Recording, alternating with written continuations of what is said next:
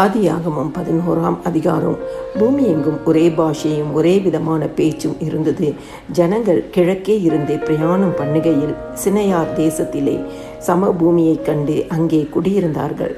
அப்பொழுது அவர்கள், நாம் செங்கல் அறுத்து அதை நன்றாய் சுடுவோம் வாருங்கள் என்று ஒருவரோடு ஒருவர் பேசிக்கொண்டார்கள்.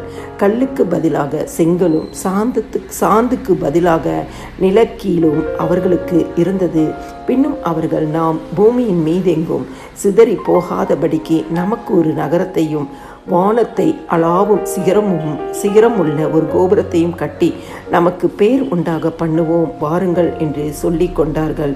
மனுபுத்திரர் கட்டுகிற நகரத்தையும் கோபுரத்தையும் பார்க்கிறதற்கு கர்த்தர் இறங்கினார். அப்பொழுது கர்த்தர், இதோ ஜனங்கள் ஒரே கூட்டமாயிருக்கிறார்கள், அவர்கள் அனைவருக்கும் ஒரே பாஷையும் இருக்கிறது. அவர்கள் இதை செய்ய தொடங்கினார்கள். இப்பொழுதும் தாங்கள் செய்ய நினைத்தது ஒன்றும் தடைப்பட மாட்டாது என்று இருக்கிறார்கள்.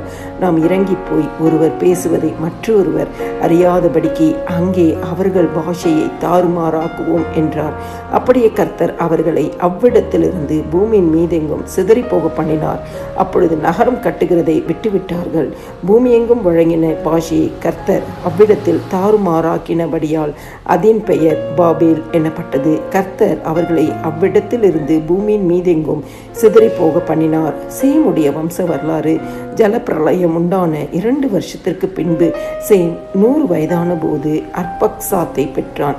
சேம் அர்பக்சாத்தை பெற்ற பின் 500 வருஷம் உயிரோடு இருந்து குமாரரையும் குமாரத்திகளையும் பெற்றான்.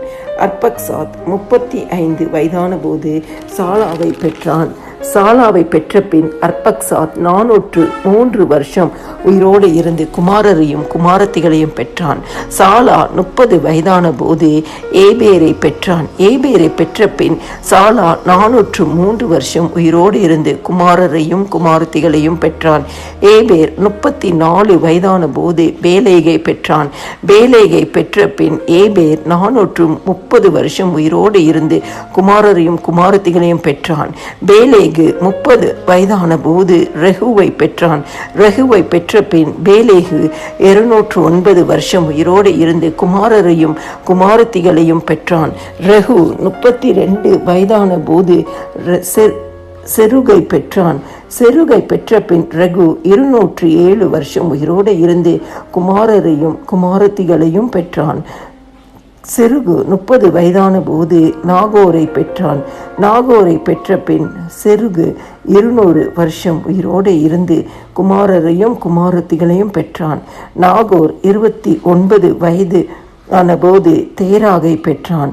தேராகை பெற்ற பின் நாகோர் 119 வருஷம் உயிரோடு இருந்து குமாரரையும் குமாரத்திகளையும் பெற்றான். தேராகை 70 வயதான போது ஆபிராம் நாகோர் ஆரான் என்பவர்களை பெற்றான்.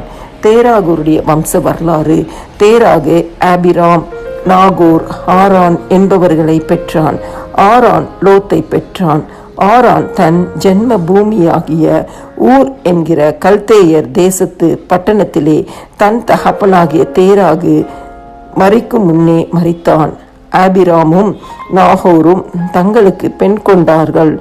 ஆபிராமுடைய மனைவிக்கு சாராய் என்று பேர். நாகோருடைய மனைவிக்கு மெல்கால் என்று பேர். இவள் ஆரானுடைய குமாரத்தி. அந்த ஆரான் மெல்காலுக்கும் இஸ்காலுக்கும் தகப்பன். சாராய்க்கு பிள்ளை இல்லை, மலடியாயிருந்தாள். தேராகு தன் குமாரனாகிய ஆபிராமையும் ஆரானுடைய குமாரனும் தன் பேரனுமாயிருந்த லோத்தையும் தன் குமாரன் ஆபிராமுடைய மனைவியாகிய தன் மருமகள் சாராயையும் அழைத்து கொண்டு அவர்களுடனே ஊர் என்கிற கல்தேயருடைய பட்டணத்தை விட்டு கானான் தேசத்துக்கு போக புறப்பட்டான். அவர்கள் ஆரான் மட்டும் வந்தபோது அங்கே இருந்து விட்டார்கள். தேராகருடைய ஆயுஸ் நாட்கள் 205 வருஷம். தேராகு ஆரானிலே மரித்தான்.